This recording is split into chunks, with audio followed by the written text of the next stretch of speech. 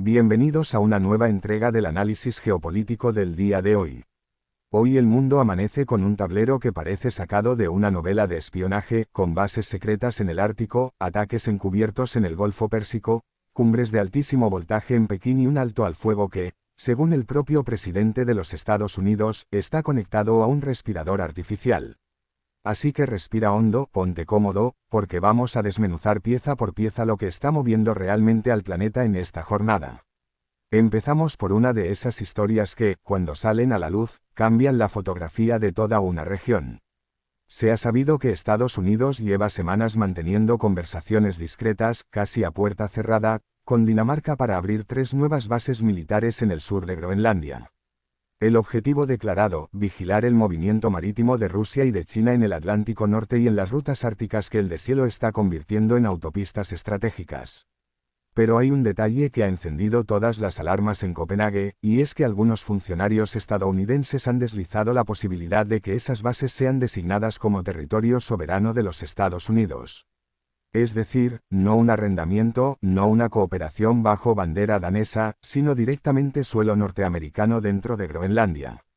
Esto encaja con la vieja obsesión de Donald Trump por incorporar Groenlandia a la órbita directa de Washington, y dispara las suspicacias en una Europa que ya está nerviosa por el rumbo transatlántico. El Ártico, recordemos, es la nueva gran frontera geopolítica, donde se cruzan submarinos rusos, ambiciones chinas a través de la llamada Ruta de la Seda Polar, y un Estados Unidos decidido a no quedarse atrás. De ahí saltamos a Oriente Medio, porque la guerra en Irán sigue marcando el pulso de absolutamente todo. El alto al fuego que se anunció hace semanas está, en palabras textuales del propio Donald Trump, en soporte vital masivo.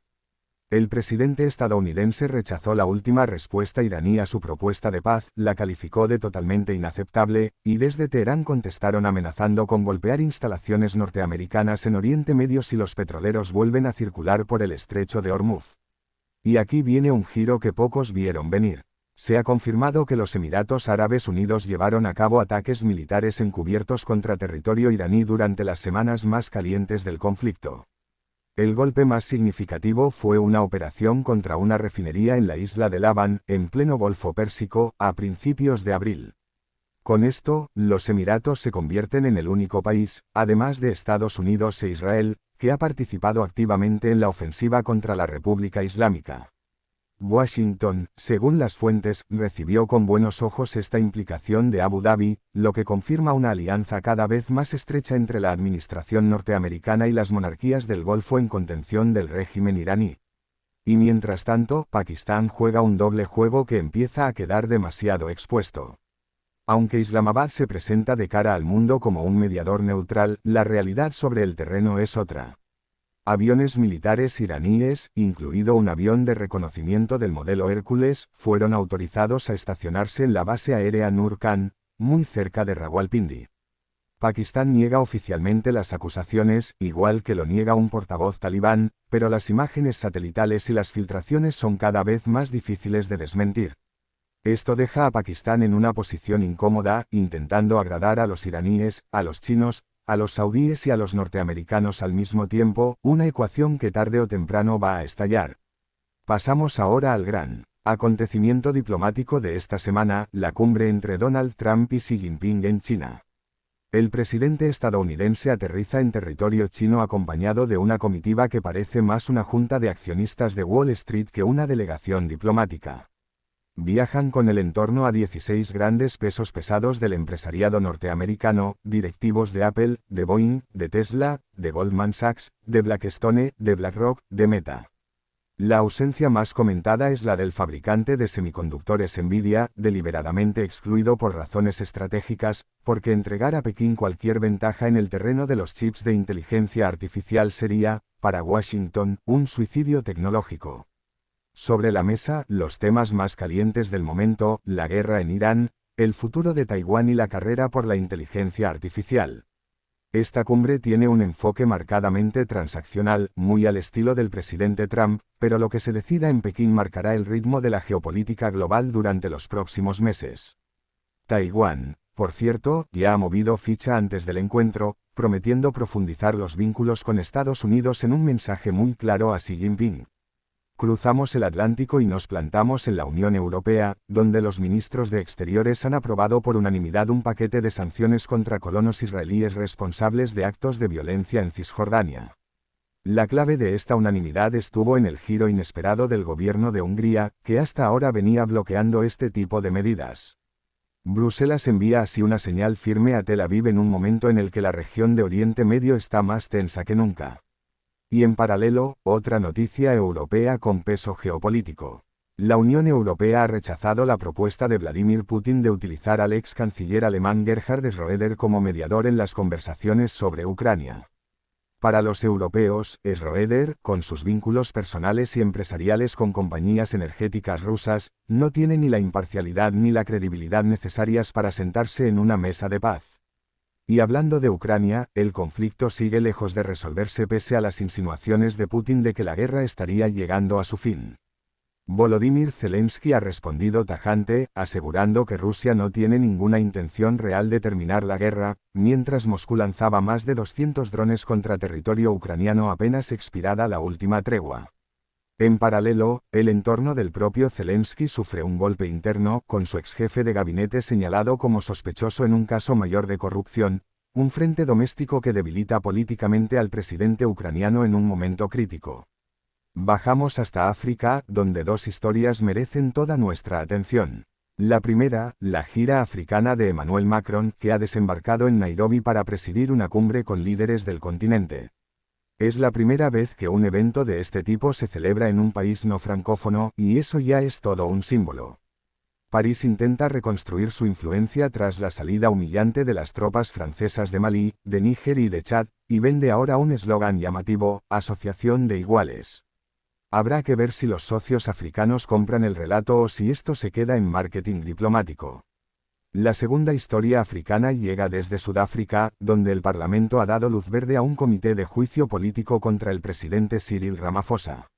Le investigan por el escándalo conocido como el caso del granero, el famoso robo de $4 millones ocultos en un sofá de su granja en el año 2020. Una crisis institucional mayor para la principal potencia económica del África subsahariana. Y mientras todo esto ocurre, una flotilla de problemas marítimos. Un petrolero egipcio con 8 marineros a bordo ha sido secuestrado frente a las costas de Yemen y conducido a aguas somalíes por piratas que ya exigen un rescate. El cierre del estrecho de Hormuz por la guerra en Irán ha desviado el tráfico marítimo, lo ha hecho más vulnerable, y los piratas, después de años en relativa hibernación, vuelven a aparecer en el Cuerno de África como un viejo conocido al que nadie quería ver de vuelta. Por si fuera poco, el ex jefe del Banco Mundial, David Malpass, ha hecho un llamamiento directo a China para que libere sus enormes reservas estratégicas de alimentos y de fertilizantes, advirtiendo que el cierre de Hormuz está acelerando una crisis global de suministros que puede golpear con dureza al mundo en desarrollo. Cambiamos de tercio para hablar del Reino Unido, donde el primer ministro Keir Starmer se enfrenta a una rebelión interna de manual. 70 diputados de su propio partido, alrededor del 17% de la bancada laborista, le exigen abiertamente que considere dejar el cargo. Los nombres que suenan para sustituirle son Angela Rayner, Wes Streeting y Andy Burnham. Una crisis política en Londres en plena tormenta internacional, con la economía británica resentida por la guerra en Irán y con un electorado que pide cambios. Y si miramos a Italia, la noticia que ha sacudido a la diplomacia europea es el arresto del ex embajador italiano en Uzbekistán, acusado nada menos que de vender visados de la Unión Europea a ciudadanos rusos que no cumplían los requisitos. Un escándalo que destapa, una vez más, las fisuras en los controles fronterizos europeos frente a la guerra híbrida que Moscú lleva años librando contra Bruselas. Saltamos a Asia para detenernos en un movimiento muy estratégico de Japón. Tokio está acelerando las negociaciones para firmar una asociación económica con los países del Mercosur, es decir, Argentina, Brasil, Uruguay, Paraguay y Bolivia. El objetivo es claro: diversificar el acceso a minerales críticos, esos que mueven la industria del coche eléctrico, de las baterías y de la inteligencia artificial. Japón depende hoy en torno al 75% de China para algunos de esos minerales, y eso, en el contexto actual, es una vulnerabilidad que Tokio quiere reducir cuanto antes. Es geopolítica pura disfrazada de acuerdo comercial. Y antes de cerrar, una historia que tiene tintes casi de novela pero con implicaciones diplomáticas reales. El crucero Ondius, que partió de Argentina el 1 de abril, ha vivido un brote del temido virus Hanta a bordo, con 3 víctimas mortales confirmadas. Lo geopolíticamente interesante es cómo se ha resuelto el caso. Cabo Verde y Marruecos se negaron a recibir al barco. Reino Unido tuvo que organizar la evacuación médica de uno de sus ciudadanos a Sudáfrica. Y finalmente la Organización Mundial de la Salud, coordinándose con los Países Bajos y con España, logró que el crucero atracara en Tenerife, en las Islas Canarias.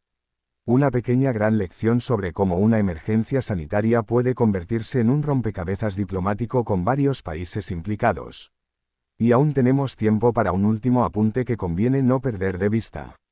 Canadá ha registrado un récord histórico de nuevos reclutas militares, más de 7.300 en el último ciclo. Las autoridades canadienses lo atribuyen al deterioro general del orden mundial y, muy especialmente, a las tensiones crecientes con el vecino del sur, Estados Unidos. Que un país tradicionalmente discreto en lo militar como Canadá esté reforzando sus filas a este ritmo dice mucho del momento que vive el sistema internacional. También merece atención el caso de Venezuela, después de que el propio Donald Trump deslizara la idea de convertir al país caribeño en el estado número 51 de la Unión Norteamericana tras el arresto de Nicolás Maduro. La presidenta interina venezolana, Delcy Rodríguez, ha rechazado tajantemente esa posibilidad, pero la sola declaración del presidente estadounidense ya genera un terremoto en toda América Latina. Si miramos la fotografía completa, lo que tenemos hoy es un mundo en plena reconfiguración. Estados Unidos avanza piezas en el Ártico, golpea junto a sus aliados del Golfo en Irán, se sienta con China para repartirse esferas de influencia, y al mismo tiempo coquetea con expansiones territoriales en el Caribe. Europa intenta sostener una postura común mientras se le abren grietas en Londres, en Roma y en su flanco oriental. África se debate entre la vieja influencia francesa y los nuevos socios, mientras Sudáfrica se hunde en su propia crisis institucional. Asia se mueve, con Japón buscando alternativas a China, con Taiwán afilando su alianza con Washington, y con Pakistán haciendo equilibrios imposibles. Y en el fondo, una guerra en Irán que actúa como agujero negro, distorsionando la energía, el comercio, la diplomacia y la seguridad de todo el planeta. Si algo deja claro la jornada de hoy es que vivimos un momento en el que cada movimiento cuenta, en el que cada gesto se mide en consecuencias, y en el que la geopolítica ya no es un asunto reservado a los despachos, sino algo que llega hasta tu gasolinera, hasta tu supermercado y hasta tu factura de la luz. Seguiremos contándolo, paso a paso, con la calma y el rigor que el momento exige. Hasta aquí el repaso geopolítico de hoy. Cuídense. Mantengan la cabeza fría y nos volvemos a encontrar muy pronto en esta misma frecuencia.